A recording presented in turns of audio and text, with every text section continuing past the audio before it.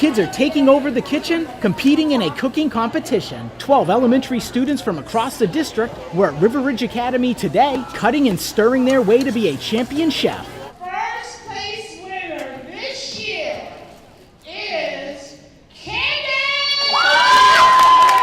This fifth grader from Joseph S. Shanklin Elementary School is the 2019 Sodexo Future Chef Champion. I was excited because I didn't even think I was going to win. The cooking competition is similar to game shows you would watch on the Food Network. This year's theme was Fiesta Fit, and the future chefs had an hour to prepare their meals. I'm making fricasa de pollo. It's a mixture of chicken, peas, a bunch of different kinds of colorful vegetables.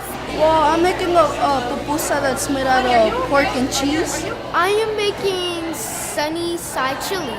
I'm making empanadas with the sweet potato dough, and inside there is onion, black beans, brown rice, and corn. The delicious dishes were tasted and scored by 5 judges. The winning recipe will now move on to Sodexo's Future Chefs National Competition. This is the 9th year Sodexo has held the Future Chef competition at River Ridge Academy. Ron Lopes, Beaufort County School District.